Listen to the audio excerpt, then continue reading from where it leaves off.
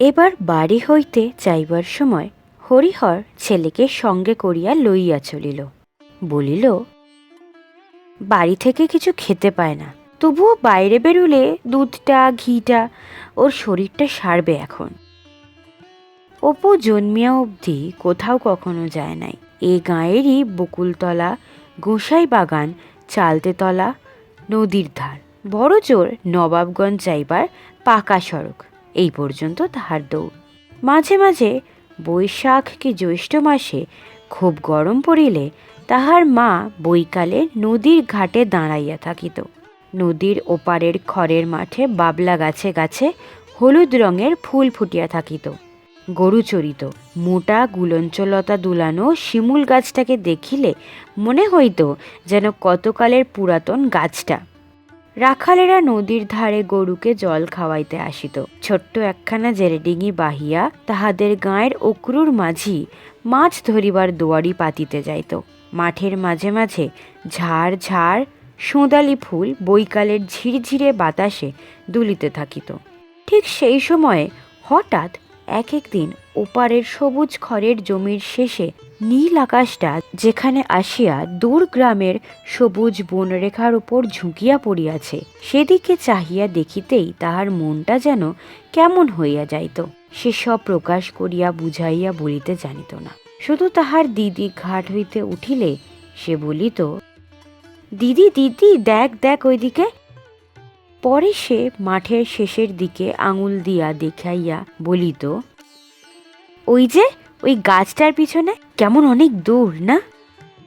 দুর্গা হাসিয়া বলিত, অনেক দূর তাই দেখাচ্ছিলি? দূর, তুই একটা পাগল। আজ সেই অপু সর্বপ্রথম গ্রামের বাহিরে পা দিল। কয়েকদিন পূর্ব হইতেই উৎসাহে তাহার রাত্রিতে ঘুম হওয়া দায় হইয়া পড়িয়াছিল। দিন গুনিতে গুনিতে অবশেষে যাইবার দিন আসিয়া গেল। তাহাদের গ্রামের পথটি বাঁকিয়া নবাবগঞ্জের সড়ককে ডাইনে ফেলিয়া মাঠের বাহিরে আশারু দুর্গাপুরের কাঁচা রাস্তার সঙ্গে মিশিয়াছে। দুর্গাপুরের রাস্তায় উঠিয়াই সে বাবাকে বলিল, বাবা, যেখানে গিয়ে রেল যায় সেই রেলের রাস্তা কোন দিকে? তাহার বাবা বলিল, সামনেই পড়বে এখন, চলো না, আমরা রেল লাইন পেরিয়ে যাব এখন। সেবার তাহাদের রাঙি গাইয়ের বাছুর হারাইয়াছিল। নানা জায়গা খুঁজিয়াও 2-3 ধরিয়া কোথাও খুঁজিয়া পাওয়া যায় নাই। সে তাহার দিদির সঙ্গে দক্ষিণ মাঠে বাছুর খুঁজিতে আসিয়াছিল। পৌষ মাসে খেতে খেতে কলাই গাছের ফলে দানা বাঁধিয়াছে। সে ও তার দিদি নিচু হইয়া ক্ষেত হইতে মাঝে মাঝে কলাই ফল তুলিয়া খাইতেছিল।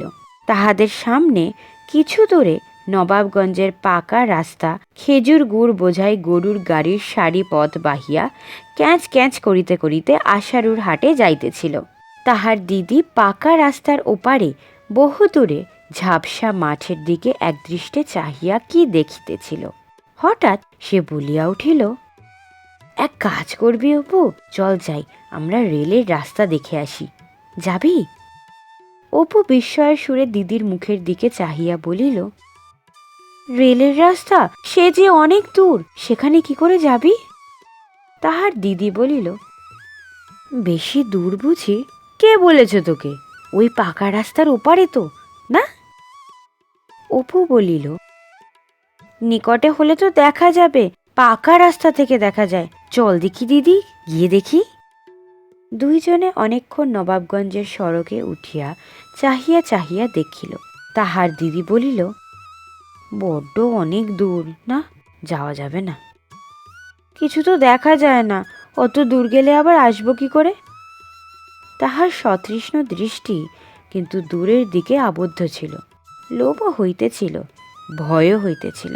হঠাৎ তাহার দিদি মরিয়া ভাবে বলিয়া উঠিল, চল যাই, দেখে আসি অপু, কত দূর আর হবে? দুপুরের আগে ফিরে আসবো এখন, হয়তো রেলের গাড়ি যাবে এখন। মাকে বলবো বাছুর খুঁজতে দেরি হয়ে গেল। প্রথমে তাহারা একটুখানি এদিক ওদিক চাহিয়া দেখিল কেহ তাহাদিগকে লক্ষ্য করিতেছে কিনা। পরে পাকা রাস্তা হইতে নামিয়া পড়িয়া দুপুর রোদে ভাই বোনে মাঠ বিল জলা ভাঙিয়া সোজা দক্ষিণ মুখে ছুটিল। দৌড় দৌড় দৌড়। নবাবগঞ্জের লাল রাস্তা ক্রমে অনেক দূর পিছাইয়া পড়িল। রোয়ার মাঠ, জলছত্রতলা, ঠাকুরঝি পুকুর বাম ধারে, ডান ধারে দূরে দূরে পড়িয়া রহিল। সামনে একটা ছোট বিল নজরে আসিতে লাগিল। তাহার দিদি হাসিয়া তাহার দিকে চাহিয়া বলিল, মা টের পেলে কিন্তু পিঠের ছাল তুলে দেবে। অপু একবার হাসিল, মরিয়ার হাসি। আবার দৌড় দৌড় দৌড়। জীবনে এই প্রথম বাধাহীন গণ্ডিহীন মুক্তির উল্লাসে তাহাদের তাজা তরুণ রক্ত তখন মাতিয়া উঠিয়াছিল। পরে কি হইবে তাহা ভাবিবার অবসর কোথায়? পরে যাহা হইল তাহা সুবিধাজনক নয়। খানিক দূরে গিয়া একটা বড় জলা পড়িল একেবারে সামনে, হোগলা আর শোলা গাছে ভরা। তাহার উপর তাহার দিদি পথ হারাইয়া ফেলিল। কোনো গ্রামও চোখে পড়ে না। সামনে কেবল ধান ক্ষেত, জলা আর বেদঝোপ। ঘন বেদবনের ভিতর দিয়া যাওয়া যায় না। পাকে জলে পা পুঁতিয়া যায়। রৌদ্র এমন বাড়িয়া উঠিল যে শীতকালেও তাহাদের গা দিয়া ঘাম ঝরিতে লাগিল।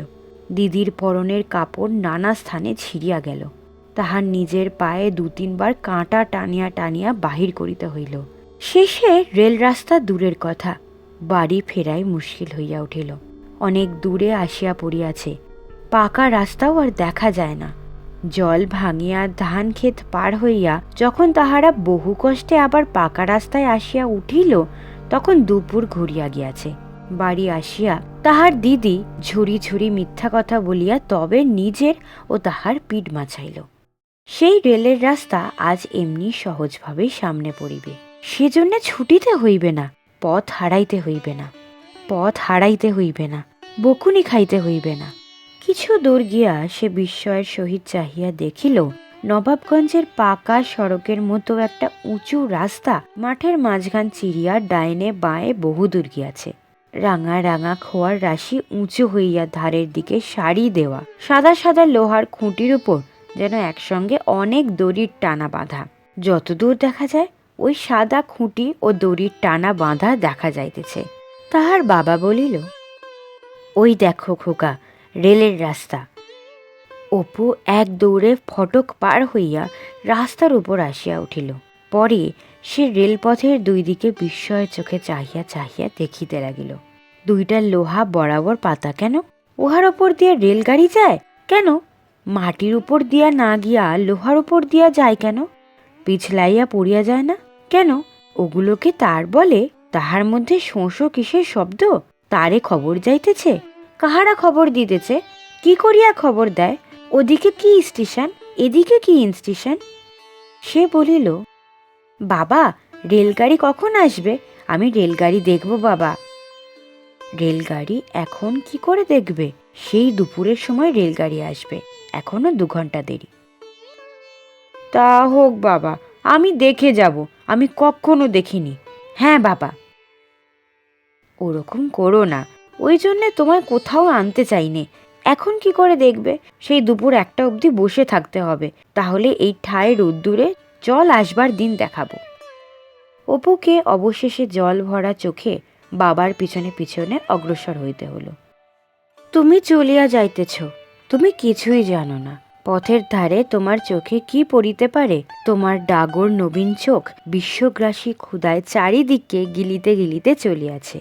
নিজের আনন্দের এই হিসাবে তুমিও একজন দেশ আবিষ্কারক। অচেনার আনন্দকে পাইতে হইলে পৃথিবী ঘুরিয়া বেড়াইতে হইবে, তাহার মানে নাই। আমি যেখানে আর কখনো যাই নাই, আজ নতুন পা দিলাম। যে নদীর জলে নতুন স্নান করিলাম, যে গ্রামের হাওয়ায় শরীর জুড়াইল, আমার আগে সেখানে কেহ আসিয়াছিল কিনা তাহাতে আমার কি আসে যায়? আমার অনুভূতিতে তাহা যে অনাবিষ্কৃত দেশ। আমি আজ সর্বপ্রথম মন, বুদ্ধি, হৃদয় দিয়া উহার নবীনতাকে আস্বাদ করিলাম। যে আমডুব, ছোট্ট চাষাদের গাঁখানা। কেমন নামটি! মেয়েরা উঠানে বিচালি কাটিতেছে, ছাগল বাঁধিতেছে, মুরগির ভাত খাওয়াইতেছে, বড়লোকের পাট শুকাইতেছে, বাঁশ কাটিতেছে। দেখিতে দেখিতে গাঁ পিছনে ছাড়িয়া একেবারে বাইরের মাঠ। বিলে জল থই থই করিতেছে। উড়ি ধানের ক্ষেতে বক আসিয়াছে।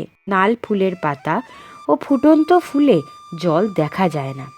খোলসেমারির বিলের প্রান্তে ঘন সবুজ আউশ ধানের ক্ষেতের উপরকার বৃষ্টিবৌধ ভাদ্রের আকাশের সুনীল প্রসার, সারা চক্রবাল জুড়িয়া সূর্যাস্তের অপরূপ বর্ণছটা, বিচিত্র রঙের মেঘের পাহাড়, মেঘের দ্বীপ, মেঘের সমুদ্র, মেঘের স্বপ্নপুরী। খোলা আকাশে হইতে এরকম পরিচয় তাহার প্রতিদিন হয় নাই। মাঠের পাড়ের দূরের দেশটা এবার তাহার রহস্য অবগুণ্ঠন খুলিল ৮ বছরের ছেলেটির কাছে। যাইতে যাইতে বড় দেরি হইল। তাহার বাবা বলিল, তুমি বড্ড হাঁ করা ছেলে, যা দেখো তাতেই হাঁ করে থাকো কেন অমন? জোরে হাঁটো। বড় চাষি ও অবস্থাপন্ন গৃহস্থ, বাড়ির বড় আটচালা ঘরে মহা আদরে তাহাদের থাকিবার স্থান করিয়া দিল। লক্ষণ মহাজনের ছোট ভাইয়ের স্ত্রী সকালে স্নান করিবার জন্য পুকুরের ঘাটে আসিয়াছে। জলে নামতে গিয়া পুকুরের পাড়ে নজর পড়াতে সে দেখিল পুকুর পাড়ের কলা বাগানে একটি অচেনা ছোট্ট ছেলে একখানি কঞ্চি হাতে কলা বাগানের একবার এদিক একবার ওদিক পায়চারি করিতেছে ও পাগলের মতো আপন মনে বকিতেছে। সে ঘাড় নামাইয়া কাছে আসিয়া জিজ্ঞাসা করিল, তুমি কাদের বাড়ি এসেছ খোকা? অপুর যত জারিজুরি তাহার মায়ের কাছে। বাহিরে সে বেজায় মুখচোরা। প্রথমটা অপুর মাথায় আসিল যে টানিয়া দৌড় করে, পরে সংকুচিত সুরে বলিল, ওই ওদের বাড়ি। বধূটি বলিল, বড় ঠাকুরদের বাড়ি? বড় ঠাকুরের গুরুমশাইয়ের ছেলে? ও। বধূ সঙ্গে করিয়া তাহাকে নিজের বাড়িতে লইয়া গেল। তাহাদের বাড়ি পৃথক লক্ষণ মহাজনের বাড়ি হইতে সামান্য দূরে, কিন্তু মধ্যে পুকুরটা পড়ে। বধূর ব্যবহারে অপুর লাজুকতা কাটিয়া গেল। সে ঘরের মধ্যে ঢুকিয়া ঘরের জিনিসপত্র কৌতূহলের সহিত চাহিয়া চাহিয়া দেখিতে লাগিল। কত কি জিনিস! তাহাদের বাড়িতে এরকম জিনিস নাই। এরা খুব বড় লোক তো। কড়ির আলনা, রং বেরঙের ঝুলন্ত শিকা, পশমের পাখি, কাঁচের পুতুল, মাটির পুতুল, শোলার গাছ, আরও কত কি। দু একটা জিনিস সে ভয়ে ভয়ে হাতে তুলিয়া নাড়িয়া চাহিয়া দেখিল। বধূ এতক্ষণ ভালো করিয়া ছেলেটির মুখের দিকে চাহিয়া দেখে নাই। কাছের গোড়ায় দেখিয়া মনে হইল যে ও এখনো ভারী ছেলে মানুষ। মুখের ভাব যেন 5 বছরের ছেলের মতো কচি। এমন সুন্দর অবোধ চোখের ভাব সে আর কোনো ছেলের চোখে এ পর্যন্ত দেখে নাই।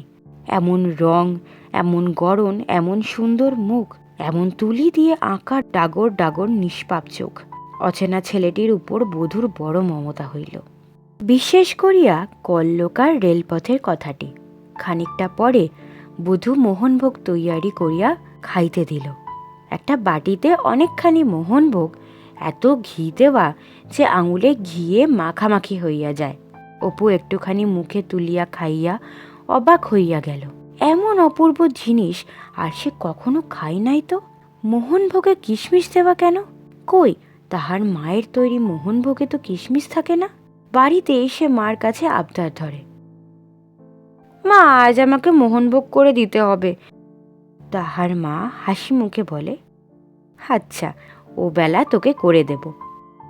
পরে সে শুধু সুজি জলে সিদ্ধ করিয়া একটু গুড় মিশাইয়া পুলটিসের মতো একটা দ্রব্য তৈয়ারি করিয়া কাঁসার সরপুরিয়া থালাতে আদর করিয়া ছেলেকে খাইতে দেয়। অপু তাহাই খুশির সহিত এতদিন খাইয়া আসিয়াছে। মোহনভোগ যে এইরূপ হয় তাহা সে জানিত না। আজ কিন্তু তাহার মনে হইল এ মোহনভোগে তার মায়ের তৈয়ারি মোহনভোগে আকাশ পাতাল তফাৎ। সঙ্গে সঙ্গে মায়ের উপর করুণায় ও সহানুভূতিতে তাহার মন ভরিয়া উঠিল। হয়তো তাহার মাও জানে না যে এই রকমের মোহনভোগ হয়। সে যেন আবছায়া ভাবে বুঝিল তাহার মা গরিব, তাহারা গরিব, তাই তাহাদের বাড়ি ভালো খাওয়া দাওয়া হয় না। একদিন পাড়ার এক ব্রাহ্মণ প্রতিবেশীর বাড়ি অপুর নিমন্ত্রণ হইল। দুপুরবেলা সে বাড়ির একটি মেয়ে আসিয়া অপুকে ডাকিয়া লইয়া গেল। ওদের রান্নাঘরের দাওয়ায় যত্ন করিয়া পিঁড়ি পাতিয়া জল ছিটাইয়া অপুকে খাবার জায়গা করিয়া দিল। যে মেয়েটি অপুকে ডাকিতে আসিয়াছিল নাম তার অমলা। বেশ টুকটুকে ফর্সা রং, বড় বড় চোখ, বেশ মুখখানি, বয়স তার দিদির মতো। অমলার মা কাছে বসিয়া তাহাকে খাওয়াইলেন, নিজের হাতের তৈরি চন্দ্রপুলি পাতে দিলেন। খাওয়ার পরে অমলা তাহাকে সঙ্গে করিয়া বাড়ি দিয়া গেল। সেদিন বৈকালে খেলিতে খেলিতে অপুর পায়ের আঙুল হঠাৎ বাগানের বেড়ার 2 বাঁশের ফাঁকে পুড়িয়া আটকাইয়া গেল। টাটকা ছেঁড়া নতুন বাঁশের বেড়া, আঙুল কাটিয়া রক্তারক্তি হইল। অমলা ছুটিয়া আসিয়া পাখানা বাঁশের ফাঁক হইতে বাহির না করিলে গোটা আঙুলটাই কাটা পড়িত। সে চলিতে পারিতেছিল না। অমলা তাহাকে কোলে করিয়া গলার পাশ হইতে পাথরকুচির পাতা তুলিয়া বাটিয়া আঙুলে বাঁধিয়া দিল, পাছে বাবার বকুনি খাইতে হয় এই ভয় অপু একথা কাহারও কাছে প্রকাশ করিল না।